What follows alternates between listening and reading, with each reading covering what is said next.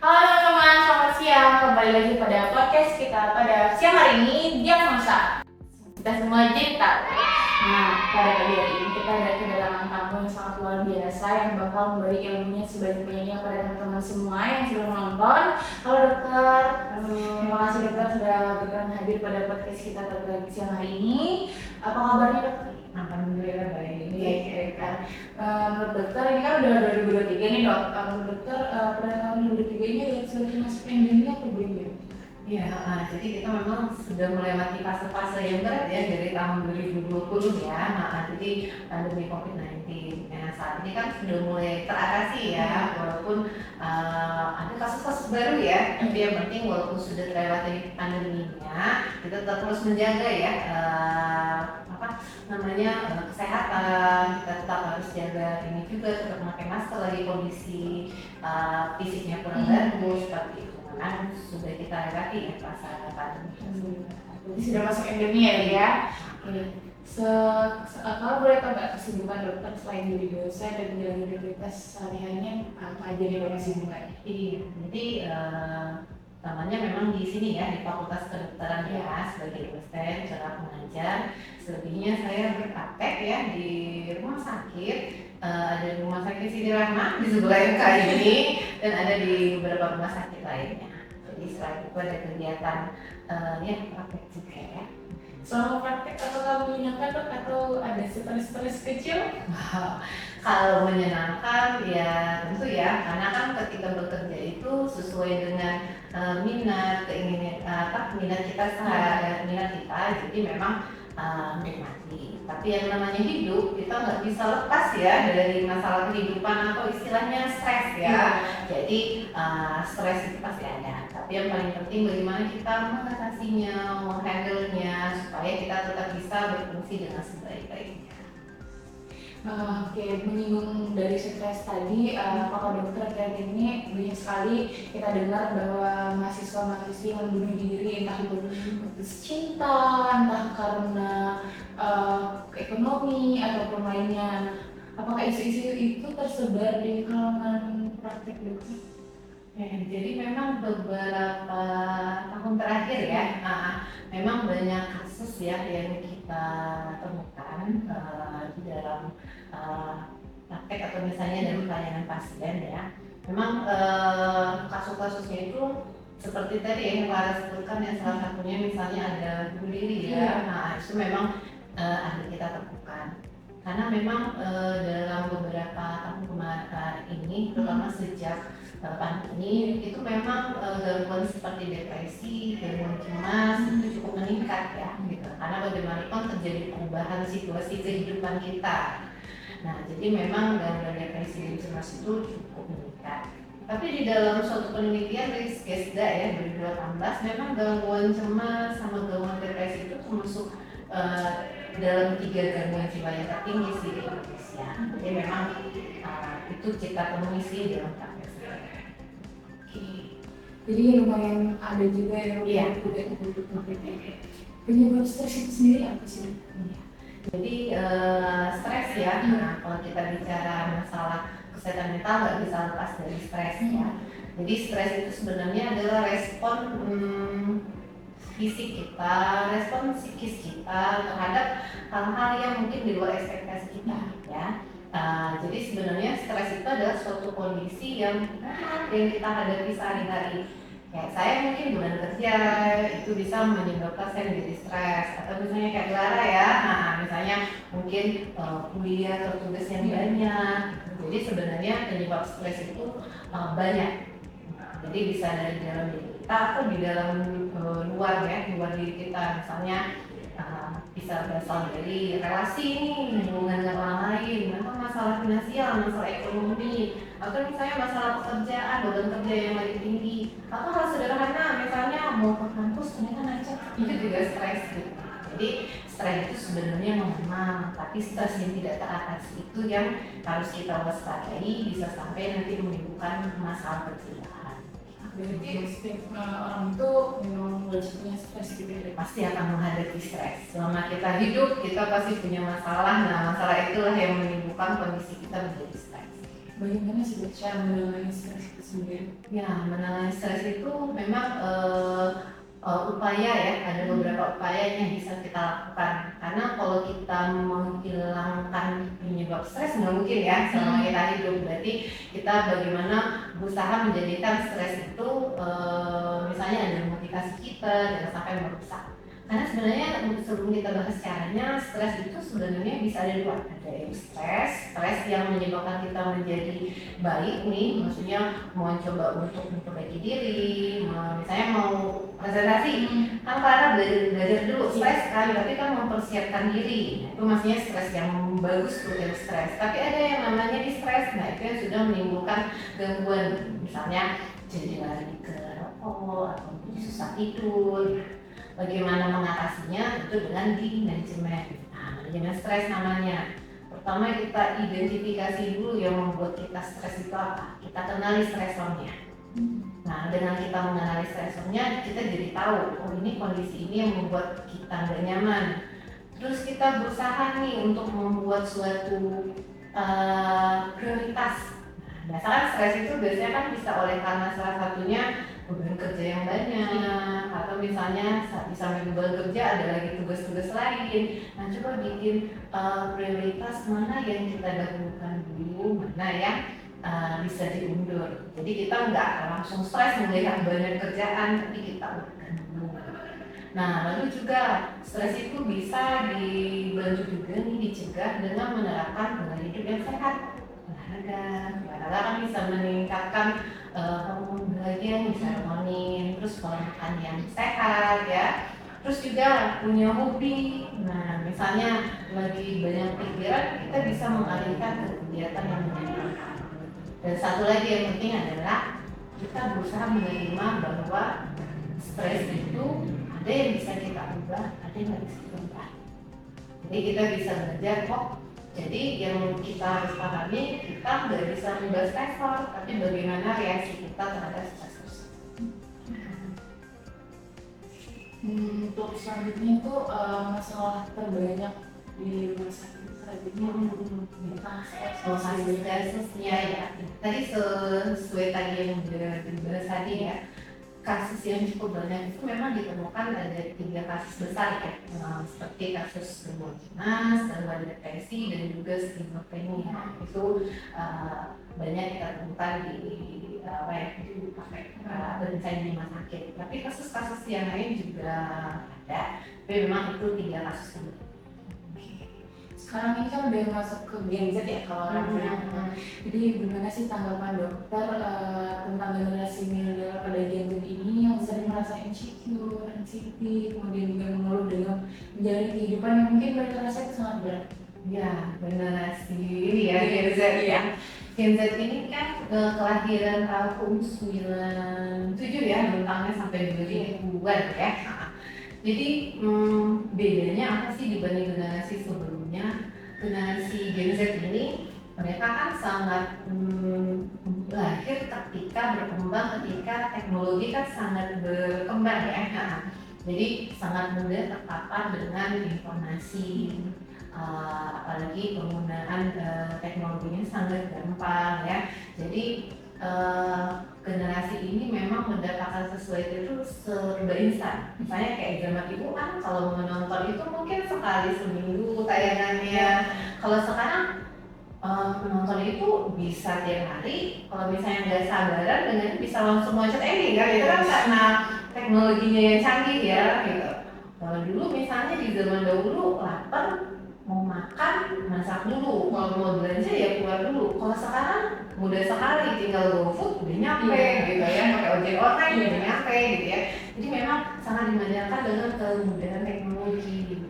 Terus juga kalau teknologi mereka kan lebih banyak dengan sosial media gitu ya, lebih banyak di dunia maya ya. Itu menyebabkan interaksi langsung dengan orang menjadi lebih sedikit ya, lebih sedikit. Apalagi generasi ini ketika ada pandemi tadi ya, nah yang sekolahnya offline tiba-tiba jadi online ya. Jadi perkuliahannya jadi pindah dari semua gitu ya. Terus jadinya lebih banyak terpapar lagi dengan smartphone, media sosial, itu juga berpengaruh. Nah, jadi memang jadinya mentalnya nggak sekuat generasi sebelumnya karena mudah teknologi tadi ya. Insecure ya tadi ya, media sosial itu kan kita bisa lihat banyak hal ya. Apalagi sekarang misalnya nih kayak sosial media terus dapat like dari orang, nah itu kan menimbulkan suatu kebanggaan. Jadi anak zaman sekarang itu patokan bahagia, patokan suksesnya itu dapat like dari orang. Kadang-kadang sosial media banyak orang yang mau lagi jalan-jalan di sini nih, maksudnya di medsosnya ya. Nah itu menjadi ukuran tanpa langsung bagi generasi ini adalah bahagia itu, sukses itu patokannya seperti itu ya. Misalnya kayak teman-temannya mungkin dapat like-nya banyak dengan jalan ke sini atau dengan memakai smartphone ini merek tertentu. Nah itu jadi patokan bagi dirinya. Dia nggak seperti itu, nah muncul lah insecure kayak gini seperti itu. Kalau untuk yang mengatasi anxiety itu dia yang menjadi sekarang gimana? Anxiety gangguan cemas ya. Jadi gangguan cemas itu kan adanya suatu kondisi, adanya rasa khawatir ya yang berlebihan, disertai dengan adanya pikiran-pikiran yang berlebihan juga. Kalau bahasa gaulnya sekarang overthinking ya. Terus juga ada keluhan-keluhan fisik ya, jadinya kayak berdebar-debar, keringat dingin gitu ya. Atau misalnya ada rasa nafasnya terasa berat gitu, dan kadang-kadang jadi menghindari situasi yang menyebabkannya cemas. Yang salah satu pemicu gangguan cemas itu ya bisa kan dengan faktor kehidupan, cara mengatasi masalahnya mungkin yang masih belum bagus, atau kepribadiannya mungkin yang punya standar tersendiri terhadap sesuatu. Jadi untuk mengatasi gangguan cemasnya kita mulai dulu nih dengan persepsi kita terhadap sesuatu. Kadang-kadang kan gangguan cemas ini muncul misalnya persepsinya nanti ada apa ya, ada hal yang muncul. Nah pikiran-pikiran seperti itu yang coba diganti dengan pikiran alternatif yang lain. Jadi yang negatif tadi kita ganti sama mungkin yang lebih membuat nyaman gitu ya. Terus juga mungkin pada gangguan cemas ini sering pada orang kepribadian mungkin seperti anak asik ya, orang yang kalau bahasanya perfeksionis. Nah standar kesempurnaan itu diturunkan, malah nggak ada yang sempurna ya orang. Itu salah satunya. Tadi kan pada menyinggung sedikit tentang insecure dulu ya. Nah kata orang itu yang pernah dengar kalau insecure itu cara mengalami kita harus self love gitu. Gimana caranya untuk orang itu self love terhadap diri itu? Self love berarti mencintai diri, bukan dalam arti kata berlebihan ya. Bagaimana kita mencintai diri sendiri? Berarti kita mulai menerima diri kita apa adanya. Kita mulai memahami bahwa kita punya kelebihan, kita punya kekurangan. Kita melihat sesuatu itu tentu dari dua aspek. Jadi misalnya kita punya kekurangan, ya kita tetap, tapi kita tunjukkanlah kelebihan kita supaya kita bisa mencintai diri kita sendiri.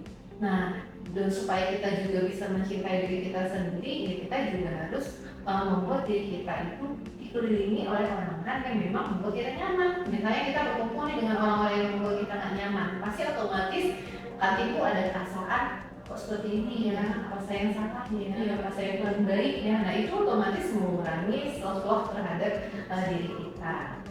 Nah, kalau ketika kita sehari-harinya pasti kalau lagi sesuatu pasti akan muncul ya pikiran-pikiran menjudge diri, kurang ya, apanya salah ya. Nah, pikiran itu harus diganti dengan pikiran yang lebih untuk meningkatkan percaya diri kita. Misalnya kita berbuat salah, aku salah.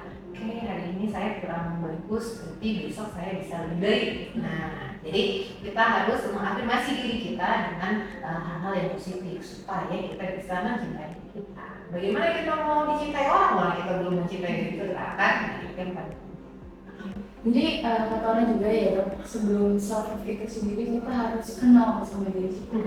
Nah gimana sih dokter cara kita tuh mengenal diri kita sendiri itu bagaimana? Ya, mengenal diri sendiri. Nah itu, mengenali diri sendiri itu termasuk dalam kriteria sehat jiwa. Nah kita dibilang sehat jiwa itu kalau kita bisa mengenali potensi diri kita, lalu bisa menghadapi tantangan hidup ya, lalu bisa berkontribusi nih terhadap masyarakat ini.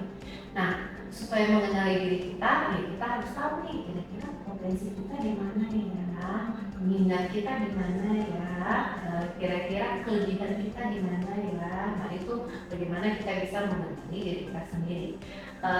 Kan dari kita anak-anak sampai kita dewasa pasti kita punya minat tertentu ya, punya kesukaan gitu ya, punya yang nggak disukai. Nah kita kan bisa mengetahui itu dari sana. Oh, saya sukanya ini, saya minatnya di sini. Nah dari sana kita bisa mengenali oh potensi saya kayaknya ke arah sana ya gitu.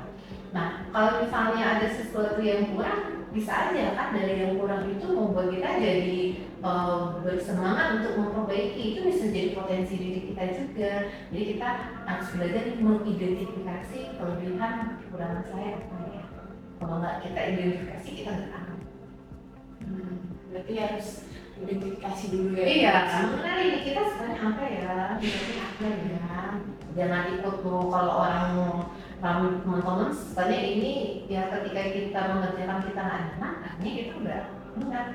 Misalnya gini, kalau kita nggak minat, apa bisa kita menjalani seumur hidup kan enggak kan? Jadi kenali oh saya nyaman ya dalam mengerjakan ini, gitu. Jadi bisa aja di sana potensi itu. Tapi kalau positif ya. Jadi jangan sering terbawa arus ya. Benar, iya.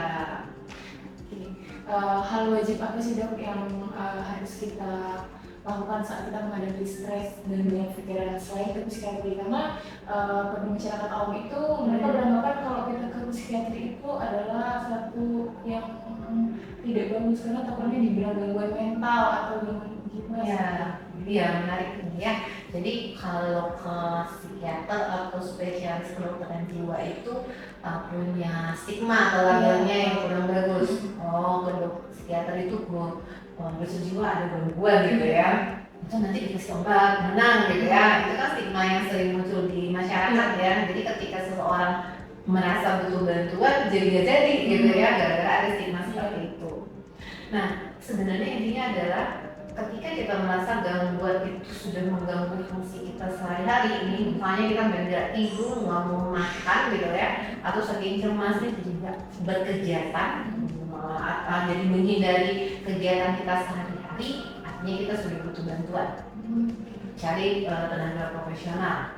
Nah, menjelang itu ada beberapa hal nih yang mungkin bisa kita lakukan ya, misalnya lagi kondisi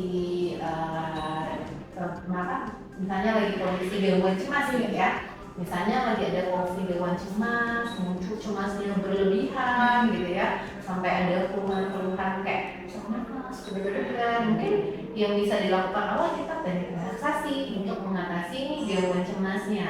Bisa dilakukan tarik nafas berat, terus nanti ditahan 5 detik menggunakan lewat mulut. Nah, ketika muncul serangan itu bisa dilakukan teknik relaksasi. Ketika gangguan cemas kan sering pikirannya overthinking tuh, nah belum terjadi udah dipikirkan, terjadinya satu terus kepikirannya banyak.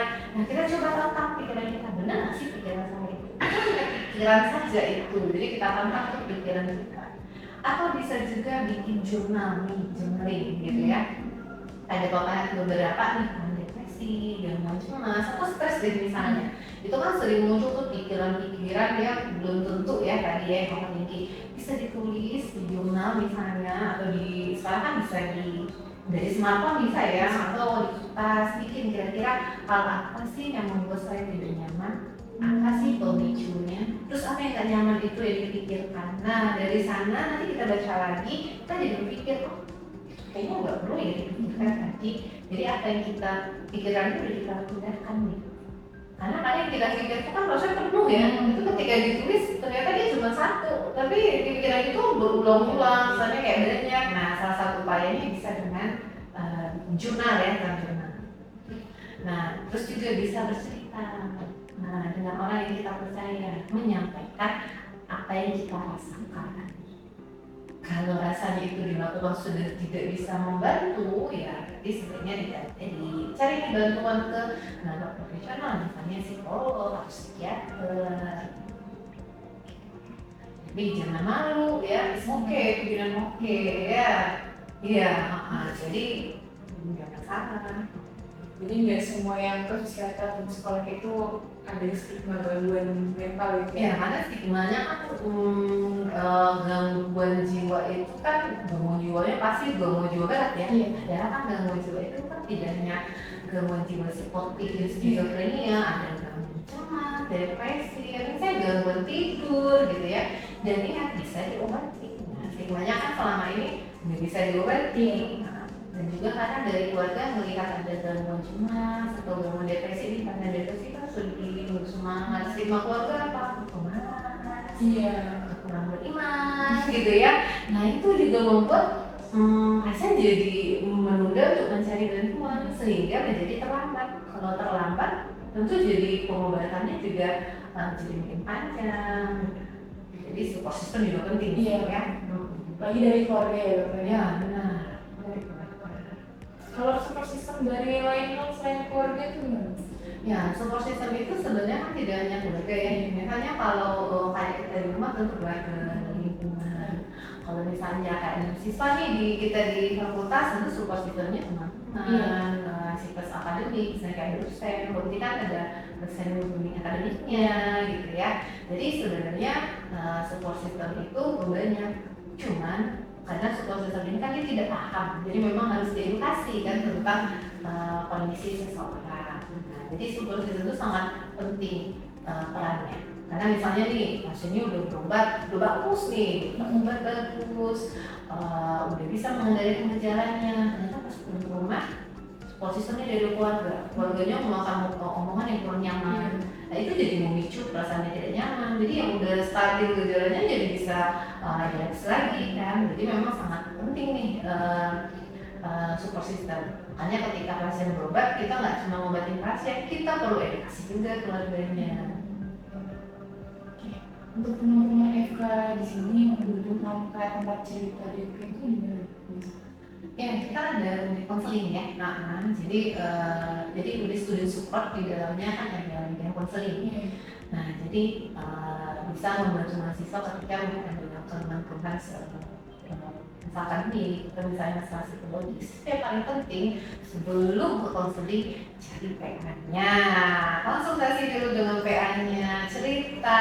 Ingat PA itu kan jadi walinya mahasiswa di FK di kampus ya. Nanti PA-nya tuh ya, kalau misalnya rasanya memang PA-nya udah nggak bisa lagi atau rasanya ini butuh yang lebih profesional, ke bagian konseling gitu Gitu ya teman-teman, podcast kita pada siang hari ini banyak banget nih ilmu yang bisa kita dapetin dari Dokter Mutiara sendiri tentang stres, cara menanganinya, bagaimana kita self love dan lain-lainnya. Terima kasih dokter atas ilmu yang sudah sangat luar biasa diberikan. Semoga teman-teman yang ikut menonton dapat mengambil semua ilmu-ilmunya dan bisa menerapkan pada dirinya sendiri. Mungkin sekian podcast kita pada siang hari ini. Sampai jumpa pada podcast diagnosa selanjutnya. Kita semua jadi tahu. Dadah.